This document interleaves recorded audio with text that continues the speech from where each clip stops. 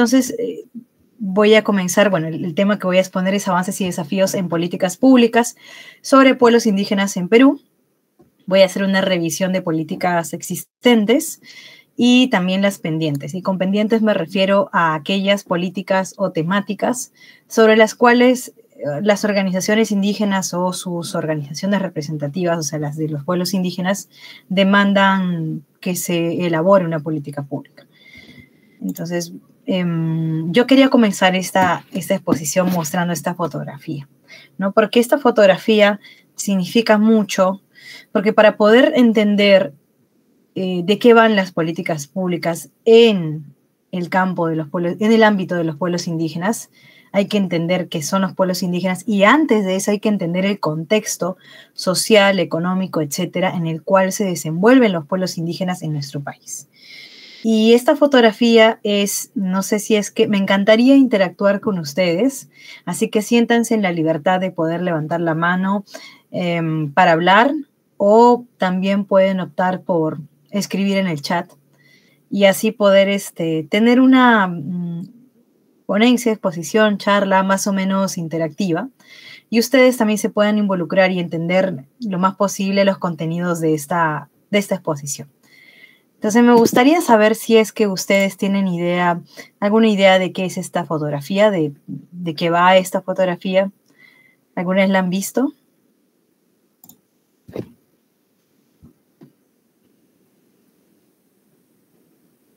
Pueden responder por el chat, también pueden levantar la mano.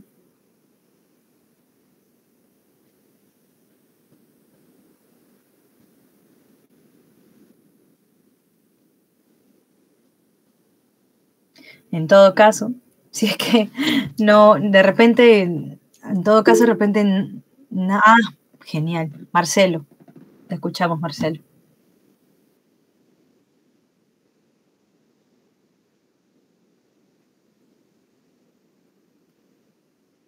Sí, ajá, así es, el famoso muro de la vergüenza, Marcelo.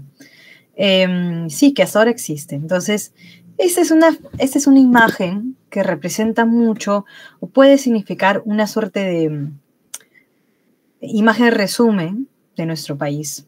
Si bien esta fotografía es de Lima metropolitana, creería yo que esto refleja muy bien las brechas existentes, enormes brechas existentes en un mismo espacio geográfico que existen en nuestro país, ¿no? Y en este muro, pues ustedes pueden ver, parecen como dos fotografías que se han juntado, ¿no? Como un collage, pero no, es una sola fotografía. Este es un muro que separa estos dos distritos, el distrito de la derecha, La Molina. Ustedes pueden ver casas muy grandes, con piscina, con áreas verdes, muchas áreas verdes, seguramente con todos los servicios básicos, canchas de tenis, etcétera, todos los lujos que se puedan imaginar y no imaginar. Y al lado izquierdo, un distrito en el que más bien la escasez de agua y la escasez de electricidad y la escasez o la ausencia de servicios públicos es lo normal, lamentablemente. Y hay un contraste enorme. Entonces, esto refleja, puede ser una de las imágenes que puede reflejar muy bien las brechas existentes en nuestro país. Brechas económicas, sociales, culturales, lingüísticas, geográficas, incluso estando en un mismo espacio geográfico, ¿no? Y todo esto para que las personas que pertenecen a distritos como este no irrumpan, porque esa sería la palabra, creo yo, no irrumpan en la vida y los privilegios que tienen esta parte de la población, ¿no? Entonces, con ello, pues quiero introducir o comenzar a introducir el contexto nuevamente en el cual se desenvuelven los pueblos indígenas en nuestro país y en general todos aquellos grupos en situación de vulnerabilidad. Estas imágenes reflejan las actuales problemáticas que tienen que ver directa o indirectamente, aunque más directamente con los pueblos indígenas, ¿no? Problemáticas que tienen corte socioambiental. Por ejemplo, derrames. Derrames seguramente ustedes ya conocen, ya casi 3 años atrás, 2 años y medio, sucedió lo de Repsol, aquí en Lima. Quienes están en Lima, bueno, saben lo que pasó en Ventanilla, saben la contaminación que se produjo en el mar y con ello de las especies y con ello también las pérdidas que sufrieron, las graves pérdidas que sufrieron y hasta ahorita sufren las pescadoras en ese lugar.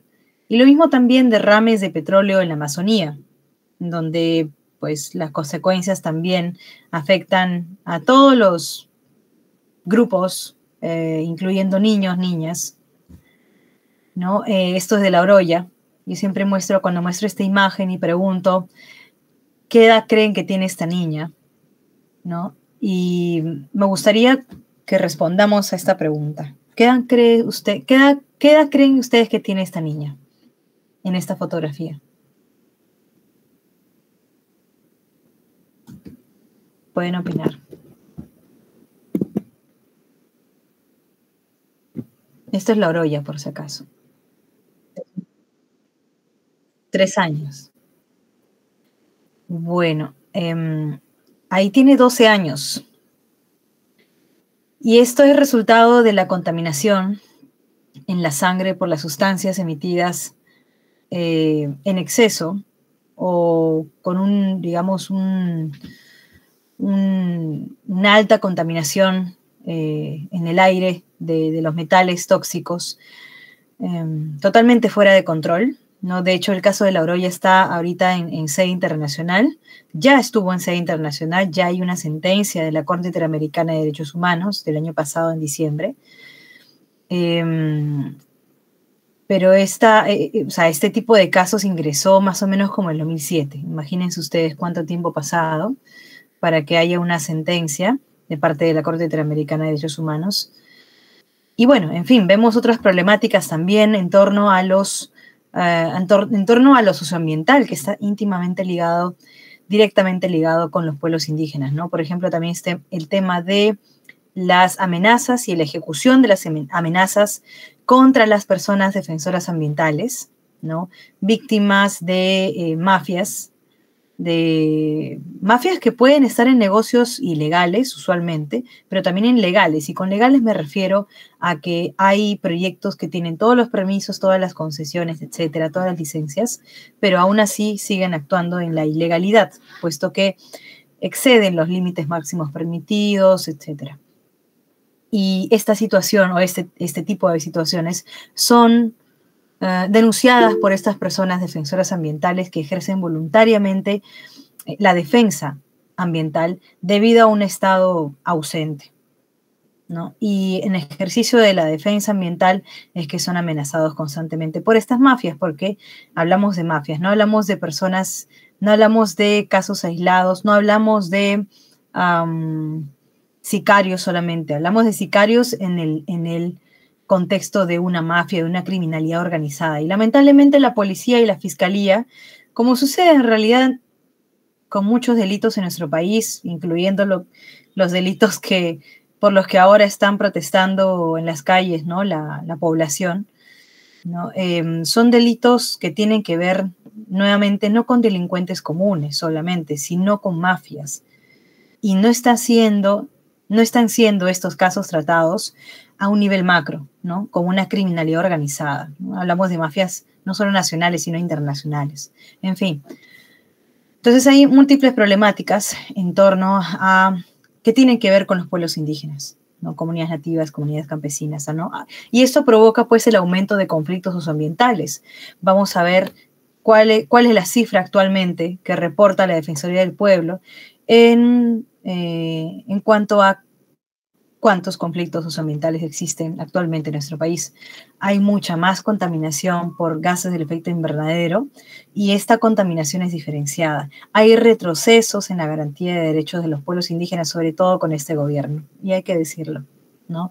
Porque hay periodos en los que hay más, no menos, pero hay vulneración y a veces hay mucha más vulneración de los derechos de los pueblos indígenas. ¿Hay avances? Sí. ¿Son avances o islas de buenas prácticas? Sí. No hay avances todavía a nivel macro y que contemplen la interculturalidad como centro de estos avances. Hay una desprotección de las personas defensoras ambientales. Entonces, justo les comentaba que la conflictividad en materia socioambiental, porque para esto la Defensoría del Pueblo identifica tipos de conflictos sociales, ¿no? Todos los meses saca un reporte de conflictos sociales. Sería bueno que ustedes, como estudiantes de Derecho o egresados o egresadas de Derecho o público en general, supiese que, bueno, ahora lo saben, si es que no lo sabían, que hay reportes mensuales de conflictos sociales que emite la Defensoría del Pueblo. Y el último reporte es de agosto pasado.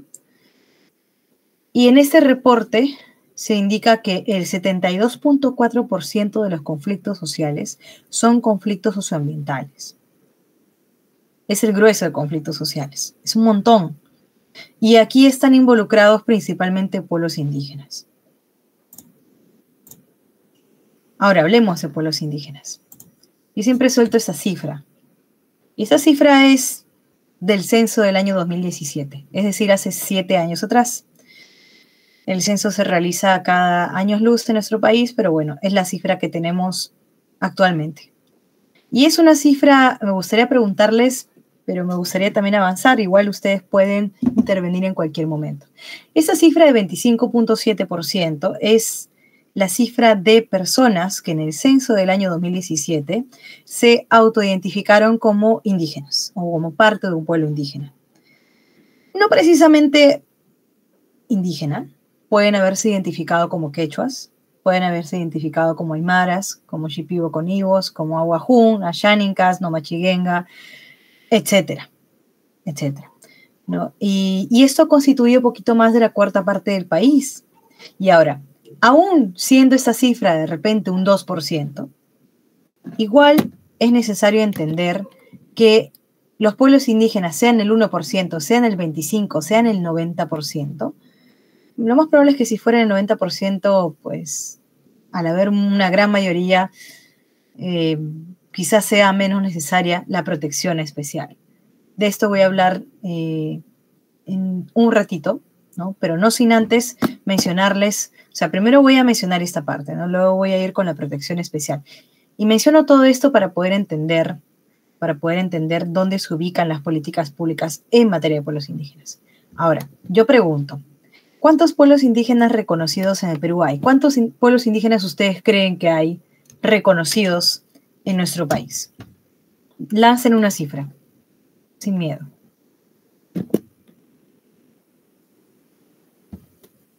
1, 2, 3, 100, 1000. ¿Cuántos creen? 12. Ja, gracias, Lucero. ¿Quién da más? ¿Quién da menos?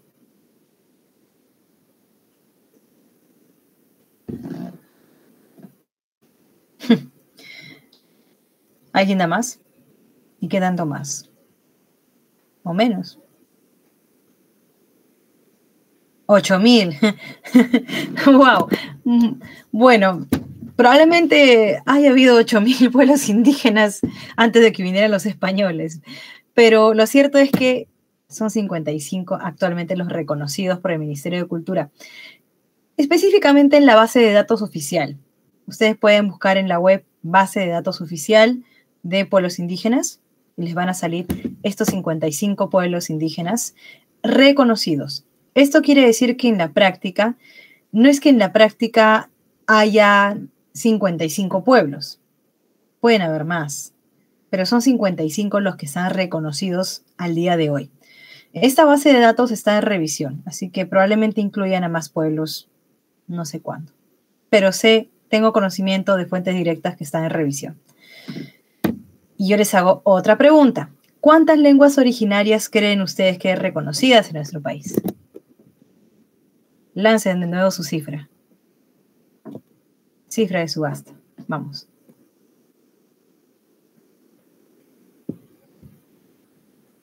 $30. Vamos a lanzar la cifra de una vez. Esa es la cifra. 48 lenguas. Probablemente si es que estuviésemos en el siglo XIX, por ejemplo, esta cifra, no sabría decirles con seguridad, pero probablemente esta cifra sería el doble. Pero sucede que en los gobiernos, y en general en todos los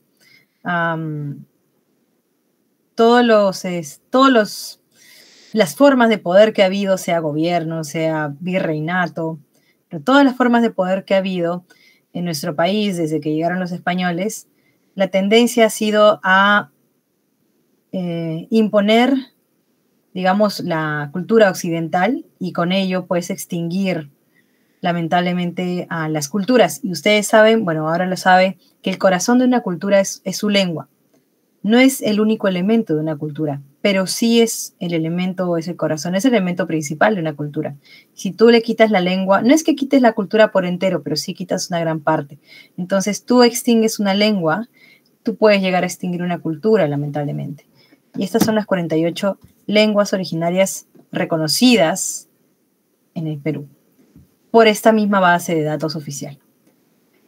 Y así hay más cifras, ¿no? Ustedes pueden encontrar también cuál es la cifra de organizaciones indígenas nacionales, regionales, de base, etcétera, ¿no? Porque hay organizaciones indígenas que representan a estos 55 pueblos indígenas, ¿no? Y ya vamos a ver que hay 8 organizaciones indígenas nacionales actualmente reconocidas por esta misma base de datos oficial. Y necesito que retengan esta cifra de 8 organizaciones indígenas nacionales, puesto que nos va a servir para poder entender, sobre todo, de qué va el proceso de elaboración de la política nacional de pueblos indígenas u originarios. Voy a ir brevemente con esta parte. Yo creo que es necesario conocer y reconocer quiénes son los pueblos indígenas para poder entender las políticas públicas en torno a los pueblos indígenas. Ahora, acá hay un desagregado de las personas autoidentificadas que les mostré el 25.7%, ¿no? De ese universo, entonces, tenemos estos 3 desagregados.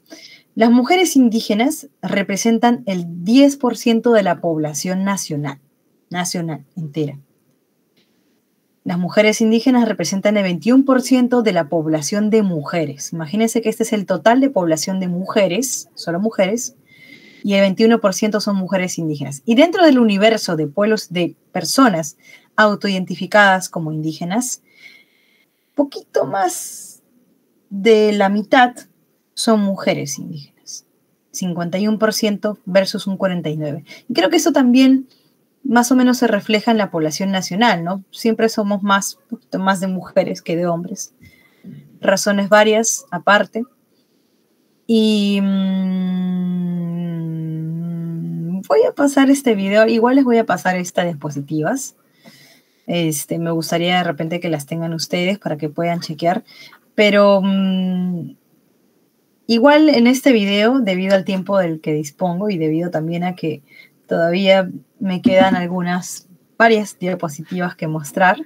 Me gustaría priorizar las diapositivas que tienen que ver con políticas públicas en materia indígena, pero lo que rescato aquí en este video, que es de la Defensoría del Pueblo, lo que hace la Defensoría es explicar quiénes son los pueblos indígenas, o al menos qué criterios, ¿no? Definen a un grupo humano como pueblo indígena, y en consecuencia, pues, al identificar a un grupo humano como pueblo indígena, pues se le aplican los instrumentos nacionales e internacionales en materia de pueblos indígenas.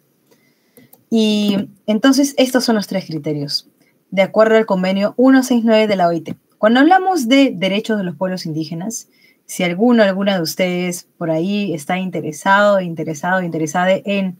tratar de manera más seria pueblos indígenas, o simplemente le interesa y ya está, tienen que saber que este instrumento internacional es, valga la redundancia, el instrumento internacional por excelencia actualmente en materia de pueblos indígenas, el convenio 169 de la OIT.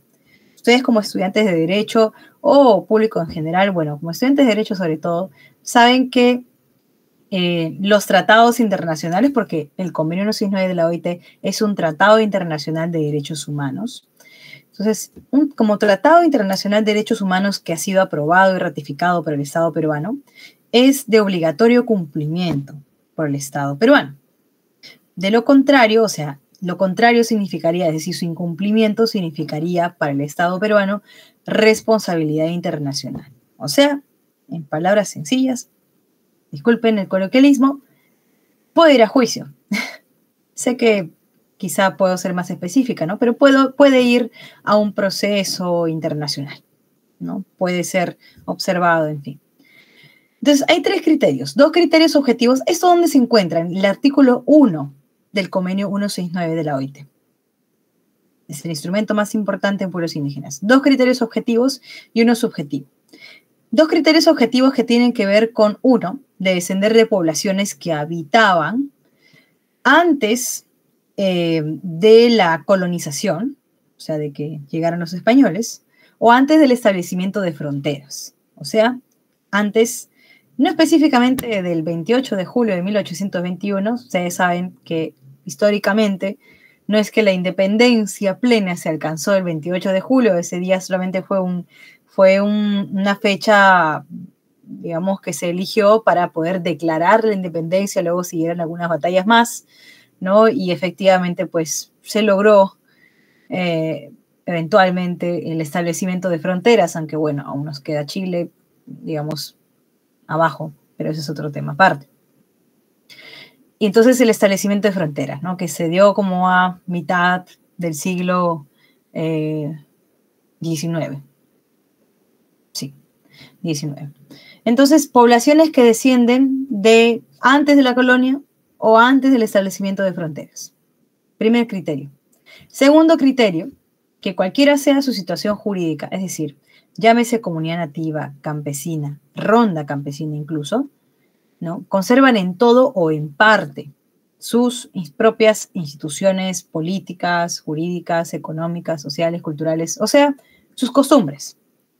Nuevamente, pueden conservar en todo o en parte, ¿no? Entonces, usualmente cuando es el argumento que se utiliza más bien desde la no defensa de los derechos de los pueblos indígenas, se suele decir, bueno, este indígena que está usando su iWatch, ¿no? Está usando su celular, está usando su laptop, se está vistiendo como un occidental. No, este no es indígena. No, para nada. No necesariamente. No, el hecho de que utilice elementos occidentales no lo hace no indígena o menos indígena, porque hay un tercer elemento que es el más importante y es la autoidentificación, es decir, la conciencia de su identidad indígena, ¿no? Entonces, ese criterio fundamental establece el convenio 169. Entonces, la autoidentificación, que se da, pues, por ejemplo, cuando preguntas en un censo, como pasó en el año 2017, si te autoidentificas o no como parte de un pueblo indígena. Y eso es muy importante.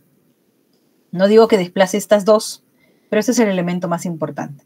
Puede que haya perdido la lengua la persona, pero es que históricamente hablando, la pérdida de la lengua siempre se ha dado, la extinción de la lengua en una persona o en un conjunto de personas o en una comunidad entera o en un pueblo indígena entero, se ha dado históricamente de manera muy violenta, porque los gobiernos o los poderes políticos dominantes han logrado a lo largo de este tiempo de la historia extinguir las culturas, ¿no? Han impuesto ciertas prácticas y con ello han extinguido culturas. Entonces yo les hablaba de que los pueblos indígenas, como otros grupos de situación de vulnerabilidad, merecen una protección especial, sea en el 1% del país, sea en el 25%, sea el porcentaje que sea. ¿Por qué? Porque en la práctica los pueblos indígenas no pueden, mejor dicho, los miembros de los pueblos indígenas no pueden ejercer sus derechos plenamente, ¿no? Y esto pasa también con otros grupos de situación de vulnerabilidad, como por ejemplo la comunidad LGTBIQ+, como por ejemplo las mismas mujeres. Claro está, las mujeres en distinto nivel, ¿no? Porque no es lo mismo hablar la discriminación que sufre una mujer blanca, con una posición socioeconómica alta, que la que sufre una mujer indígena, por ejemplo, y analfabeta además, ¿no? Entonces ahí hablamos de un análisis interseccional que es necesario tener, que forma parte necesariamente o sea, este análisis interseccional tiene que formar parte de los diagnósticos para políticas públicas y parte de la elaboración también de políticas públicas. Ya vamos a ir con esto más adelante. Entonces, hay dos grandes razones por las cuales se tienen que proteger especialmente los derechos de los pueblos indígenas. Una primera, su situación de vulnerabilidad, su situación histórica de vulnerabilidad, ¿no? Se les ha puesto en una situación tal que no se les permite ejercer plenamente sus derechos, ¿no? Y una situación tal no solamente de parte de la sociedad civil, sino también y sobre todo de parte del Estado. Entonces hablamos de una situación provocada por la estructura del Estado peruano. Y también porque es necesario garantizar un derecho fundamental, un derecho básico, un derecho humano, que es la identidad cultural, que es un derecho individual, que está en la Constitución Política, artículo 2, inciso 19, ¿no? Pero también es un derecho colectivo de los pueblos indígenas. Los pueblos indígenas tienen derechos individuales y derechos colectivos. Y eso se traduce, la protección especial, en medidas de discriminación positiva o acciones afirmativas o lo que en inglés, digo en inglés porque esto proviene de la teoría anglosajona, affirmative actions. Entonces, por ahí pueden averiguar un poquito más de qué van las affirmative actions o acciones afirmativas, ¿no? Y algunas de las acciones afirmativas o mecanismos de discriminación positiva, porque también hay la discriminación negativa, que es por los motivos prohibidos, raza, sexo, origen étnico, etc. Y algunos de estos mecanismos son los que ven aquí en pantalla, normas y ¿no? varios, y políticas públicas, ¿no? Que es como se traduce o podría traducirse esta protección especial. Esto solamente voy a pasarlo rápidamente porque esta es la justificación jurídica internacional. Aquí está el convenio 169 de la OIT. Les mencionaba que es el instrumento principal actualmente de protección de derechos de los pueblos indígenas, protección de sus derechos individuales y colectivos, ¿no? Y está también, esto fue aprobado en el 89, pero el Estado peruano, o sea, está vigente en nuestro país desde el año 95, 2 de febrero del 95. De ahí en 2007 se aprobó la Declaración de las Naciones Unidas sobre los Derechos de los Pueblos Indígenas, en donde pues la protección aumenta. Es cierto, es una declaración, no es un tratado, pero la protección aumenta y es utilizado como un instrumento de interpretación, definitivamente. O sea, que no es que no valga, sino que es válido. Ahora hablemos de interculturalidad muy brevemente también, porque quería yo ingresar a políticas públicas. Este video también. Lo que este video trata básicamente es explicar qué es la interculturalidad, ¿no? ¿De qué va el enfoque de interculturalidad? Y específicamente en el campo de la educación y en el campo de la salud. Menciona algunos ejemplos. Fidel Tubino, que es un estudioso de la interculturalidad en nuestro país, no es el único, pero es uno de los grandes estudiosos actualmente de la interculturalidad. Y cuando hablamos de interculturalidad, no solamente hablamos de pueblos indígenas, sino hablamos de grupos culturalmente diversos, que también grupos diversos culturalmente que pueden ser también migrantes, sean del exterior del país o del interior del país, no necesariamente parte de pueblos indígenas. Entonces, el enfoque intercultural que es necesario entender, porque las políticas públicas en materia de pueblos indígenas tienen que incluir y tienen que implementar este enfoque de manera transversal. Es necesario. Si no, no podemos hablar de políticas públicas de pueblos indígenas, si no tiene el enfoque intercultural. Y como cualquier otro enfoque diferenciado, porque hay varios enfoques diferenciados, enfoque de derechos humanos, enfoque de género, enfoque de desarrollo sostenible, enfoque intergeneracional y otros enfoques, el enfoque intercultural se asemejan a las gafas, o a los anteojos, o a los lentes, como quieran llamarles, ¿no? Porque si los anteojos, sobre todo quienes tienen anteojos, me van a entender mucho mejor, pero creería yo que quienes no tienen anteojos también podrían entender, porque sabemos que los anteojos sirven para ver mejor una realidad determinada. Entonces, es una herramienta, como todo enfoque, es una herramienta analítica y metodológica. Es decir, es una herramienta, como las gafas, que te permite analizar una realidad determinada y en base a eso puedes plantear una metodología para poder, por ejemplo, solucionar problemas que identifiques producto de ese análisis. Sin esas gafas no es posible mirar adecuadamente. Entonces, al no ver bien, no vas a poder plantear las soluciones adecuadas. Y las soluciones que van a ser, o soluciones, mejor dicho, o cuestiones que van a ser de utilidad. Entonces, lo que plantees sin las gafas, sin enfoque intercultural, no va a resultar ser útil para la población, una población determinada, en este caso pueblos indígenas. Y claro, todos los enfoques diferenciados, como el intercultural, parten de un contexto de desigualdad y brechas. Justamente la primera fotografía que les mostraba del muro de la vergüenza ¿no? Que refleja o resume, lamentablemente, lo que vive nuestro país y ha vivido desde hace mucho tiempo y sigue viviendo, es un contexto de desigualdad y brechas. En una situación ideal de una sociedad en donde no existe, o en donde las brechas son muy pequeñitas, no serían necesarios estos enfoques, porque la igualdad y la equidad estarían normalizadas. Justamente estos enfoques tienen como propósito equilibrar la balanza en varios aspectos, en este caso en lo cultural. Y tiene como propósito el diálogo intercultural en las relaciones. Entonces, para lograr ese diálogo intercultural es necesario generar las condiciones para que exista cierta horizontalidad en las relaciones humanas. Por ejemplo, en el caso de el Estado que quiera dialogar con los pueblos indígenas, el Estado tiene la obligación de generar las condiciones para que se dé un espacio de horizontalidad y luego de eso se pueda dar un diálogo intercultural. Si no se dan las condiciones para la horizontalidad, el diálogo no va a ser posible. No será posible. Al menos no será un diálogo. Será una interacción, ¿no? entre jerarquías, ¿no? Entre un poder que está arriba y los pueblos indígenas. Entonces, básicamente no será un diálogo, sino un mandato, una imposición, como lo que ha sido lamentablemente hasta el momento en nuestro país. Y hay varias características.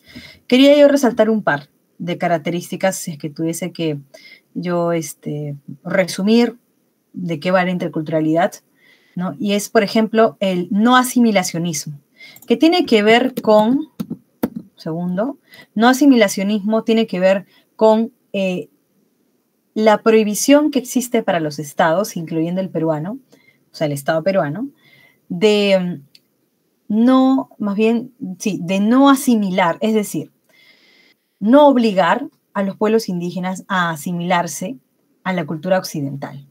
No decirles, oigan ustedes, dejen atrás sus costumbres, dejen atrás sus propias normas, sus propias instituciones y formas de organizarse. No. Ustedes tienen que dejar atrás, tienen que dejar de ser indígenas para formar parte de la sociedad nacional y formar parte de la cultura occidental, porque es lo mejor. Y esto es básicamente un discurso holocronista, ¿no? Johannes Fabian es un antropólogo francés que en el año 83 hizo este estudio y se dio cuenta que hasta ese momento el evolucionismo, que es una escuela de la antropología, ¿no? Vieja escuela, ¿no? Había fijado la mirada en los pueblos indígenas como seres de otro tiempo. Alo, o sea, la palabra alocronismo es una palabra de origen griego, alo otro, cronos tiempo. Entonces, los pueblos indígenas eran considerados en estos estudios como seres de otro tiempo, como ese otro que está atrasado y que necesita ser traído a la modernidad, a la civilización, que dejen atrás sus viejas costumbres, sus costumbres caducas, ¿no? Entonces, este discurso holocronista, uno puede pensar, bueno, ya está superado, ¿no? Porque si es de la vieja escuela evolucionista de la antropología, pues ya no hay, no, al contrario, este discurso holocronista está totalmente presente todavía en los gobiernos, todos los gobiernos de nuestro país, y este gobierno no es la excepción, al contrario, más bien, se ha presentado de manera bastante evidente, ¿no? En nuestro país, esta mirada que se tiene hacia los pueblos indígenas como esos seres de otro tiempo, ¿no? Que pues no, tienen que dejar atrás sus viejas costumbres. Y eso, y sí, yo quería destacar solamente al menos una característica, ¿no? Las demás tienen mucho que ver con lo que ya mencioné aquí. Y voy a pasar esto, ¿no? Entonces, uno de los obstáculos, porque hay varios obstáculos para implementar la interculturalidad, uno de esos obstáculos es justamente un sistema social, económico y cultural excluyente. Brechas. Las brechas económicas, sociales, culturales, geográficas, lingüísticas, etcétera, son el gran obstáculo en general para que el país avance. Esto lo pueden ver, esto lo pueden notar, ni siquiera lo tienen que estudiar. Esto lo pueden notar en el día a día. Miren a su costado, adelante, atrás, arriba, abajo, en todos lados. Y hay un sistema, hay una estructura social excluyente. no solamente, o sea, mejor dicho, es un sistema excluyente con la sociedad en general y peor aún con grupos de situación de vulnerabilidad como los pueblos indígenas, ¿no? Entonces, ahora vamos a ver, vamos a aterrizar en políticas públicas peruanas relacionadas con pueblos indígenas. Lo que ven en pantalla es, voy a hacer como la leyenda oral de estos tres, de esta división, porque hay tres colores aquí. Lo que está en azul son políticas públicas aprobadas.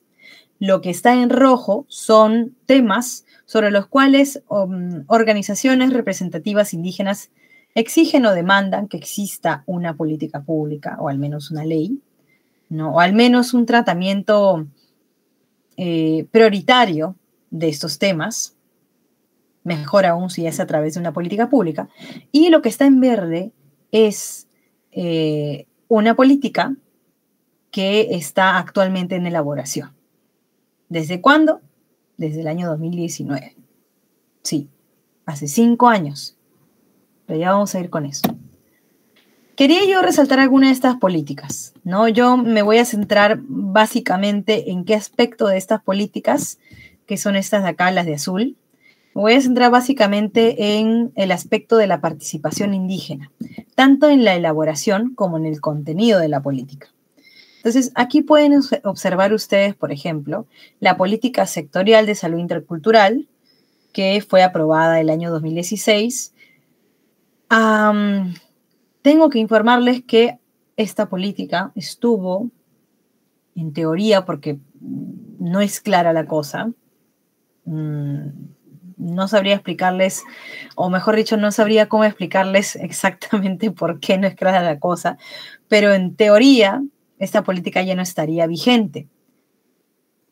Jurídicamente hablando, sí está vigente, porque no hay una norma expresa que haya derogado esta política. Pero la información que les puedo dar directa, porque estuve trabajando un tiempo en el Ministerio de Cultura, como les comenté al principio de esta sesión, es que el Ministerio de Salud nos dijo expresamente que esta política ya fue integrada a la Política Nacional de Salud, la general, o sea, la de salud, la nacional, ¿no? Salud. Entonces, en teoría, esta política ya no estaría vigente, pero no hay norma que la haya derogado. Por lo tanto, sí estaría vigente. Pero bueno, no se ha implementado. Creo que el campo de la salud intercultural es el campo más flojo de todos los ámbitos de los derechos de los pueblos indígenas en nuestro país. Y hubo un proceso de consulta previa, sí, porque todas las medidas administrativas y legislativas que afecten directamente, cuando digo afecten, y eso está en el convenio 169 de la OIT, cuando digo afecten, usualmente se suele pensar, afectación negativa. No, afectación a secas, porque lo de negativo y positivo, eso es relativo. Negativo para quién, positivo para quién. Puede ser positivo para el gobierno, pero puede ser lo contrario para los pueblos indígenas, ¿no? Entonces, afectación, o sea, que involucre directamente a los pueblos indígenas. Y entonces, todas las políticas públicas que involucren pueblos indígenas tienen que ser consultadas, tienen que pasar por un proceso de consulta previa, que no es un taller informativo, que no es, o sea, porque se le suele confundir a la consulta previa con charlas informativas o talleres que, por ejemplo, pueden dar las empresas sobre un lote petrolero o una concesión minera. No, no es eso. Para comenzar la consulta previa, es un derecho de los pueblos indígenas y es una obligación para el Estado peruano, ¿no? A través de un proceso que consta de etapas, que está en una ley y en un reglamento que han sido aprobados el 2011 y el 2012 respectivamente, y se tiene que respetar ese proceso. Y en este caso el proceso de consulta previa de esta política culminó el 2014, pero bueno, luego de mucha presión, porque inmediatamente no se aprobó la política, sino 2 largos años después, y después de un proceso de amparo, ¿no? Finalmente se aprobó. O sea que ahí empujando el coche a duras penas se aprobó esta política. Y los mecanismos, o sea, dentro en el contenido de la política, que para esto había contemplado que se apruebe un plan que desarrolle esta política, que desarrolle las actividades, el cronograma, los responsables, pero este plan jamás existió. O sea, se dispuso que en no sé cuántos días, en 2016, se ha aprobado este plan. Pero este plan nunca fue aprobado. Jamás, jamás, jamás. O sea, ahí, bandera roja para el Ministerio de Salud en materia de salud cultural, bueno, en general. Y estos mecanismos de participación contemplados en el contenido de la política sectorial de salud intercultural están, pues, por ejemplo, la gestión y funcionamiento del servicio de salud, la medicina tradicional, en fin. Igual la regulación que hay dentro de este instrumento, de esta política, es bastante pobre. Es bastante pobre. Creería yo que es la política más floja que hay en materia de pueblos indígenas. Luego está el Plan Nacional, que si bien no es un plan o una política que tiene que ver solamente con pueblos indígenas, sí hay una parte de este plan nacional que sí fue hasta el 2021, pero todavía no hay la aprobación de un nuevo plan. Al menos, bueno, se tenía conocimiento de que estaba en elaboración la actualización de este plan o la emisión de un nuevo Plan Nacional de Derechos Humanos, pero hubo varios grupos especiales que se conformaron para mirar cada una de las temáticas. Una de las temáticas de este plan nacional era pueblos indígenas y está el número 11, ¿no? Entonces, igual no hubo consulta previa sobre esa partecita del plan nacional que tenía que ver con pueblos indígenas. Hubo o sea, dice acá consulta previa, pero no hubo el proceso de consulta previa. Hubo espacios, sí, de diálogo. Bastante loables, bastante plausibles, sí. No hubo espacios, de hecho yo estuve presente en uno de estos espacios hace mucho tiempo. Y sí, ¿no? Sí hubo cierto diálogo, pero no hubo un proceso de consulta previa. Voy a pasar. La política esta política de EIB que emitió el Ministerio de Educación sí es un ejemplo hasta ahora, el mejor ejemplo que hay de elaboración de política y también de política en sí, del contenido de política, ¿no? Porque fue un proceso largo, se contó con la participación de los pueblos indígenas desde el principio, y cuando hablo desde el principio, con ustedes, no sé si ustedes, bueno, conocen las etapas, el ciclo de las políticas públicas, ¿no? Hay una primera etapa que es el diagnóstico, ¿no? Diagnostica, como su nombre lo dice, diagnosticas el problema, y diagnosticas, así como diagnosticas el problema público, diagnosticas sus causas, diagnosticas sus efectos o consecuencias. Entonces, en este ejercicio, desde el principio, se involucró a las organizaciones de los pueblos indígenas. Entonces, y así, no solamente en la etapa de diagnóstico, sino también en la etapa de elaboración de la política en sí, porque son varias etapas. De ahí está la etapa de implementación, ¿no? Y luego las etapas de monitoreo y evaluación. Esas son las etapas del ciclo, del continuum de las políticas públicas, de cualquier política pública en el mundo.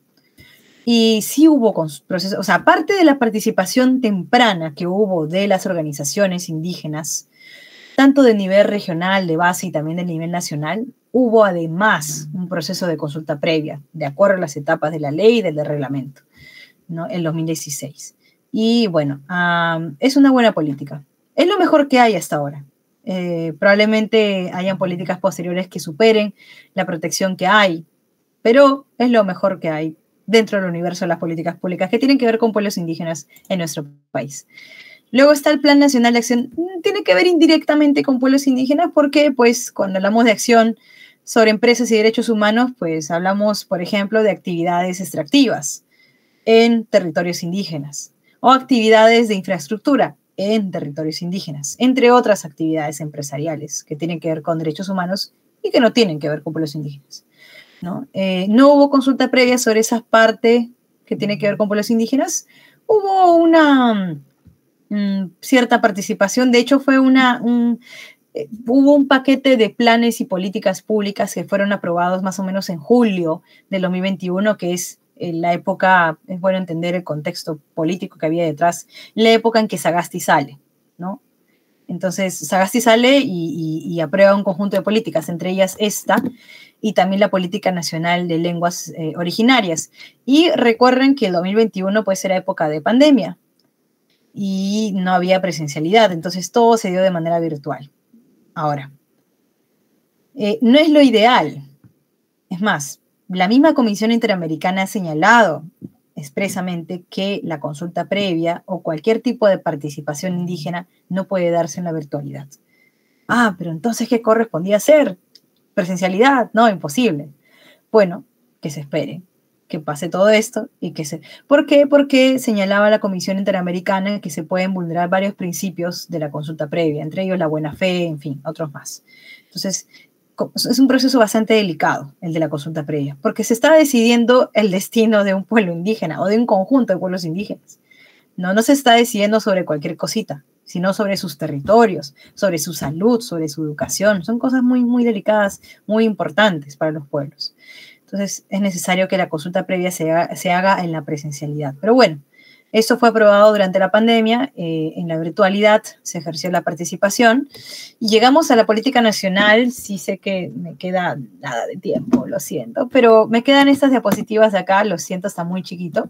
No quería yo ahondar específicamente en cada tema, de hecho, esto lo voy a mostrar muy brevemente porque es